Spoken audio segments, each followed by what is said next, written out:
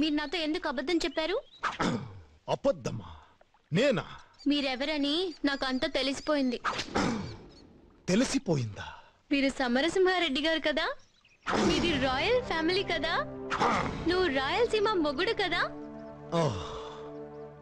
ఆ జానీవాకర్ ఫోన్ చేశాడా?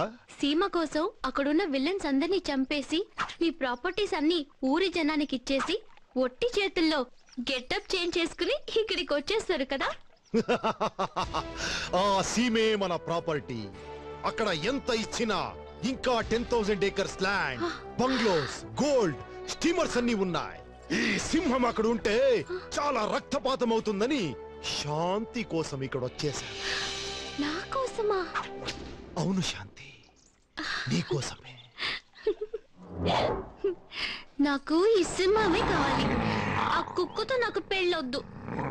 నన్ను మీ సీమకు తీసుకుపోతారా?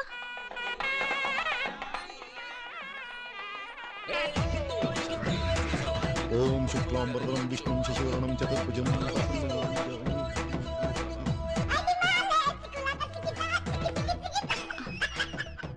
హలో, ఎక్కడున్నారు? బంగారం, నేను ఇక్కడే ఉంటాను. రూమ్ లో ఎవరు ఉంటే పంపించే. Okay okay.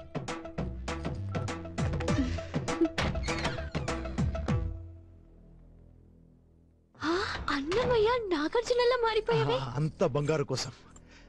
ఇంకొంచెం లేట్ గా వచ్చుంటే నాకు పెళ్లి చేసి ఉండేవారు. ఇప్పుడు మనం ఎక్కడికి వెళ్ళాలి? అంత చెప్తాను. తొందరగా ఈ డ్రెస్ వేసుకో. ఈ బంగారులని ఇక్కడ, ఈ బంగారులని దీంట్లో వేసి. అలాగే.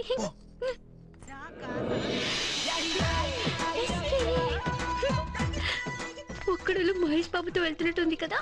ఒక్కడు కాదు, ఇద్దరు.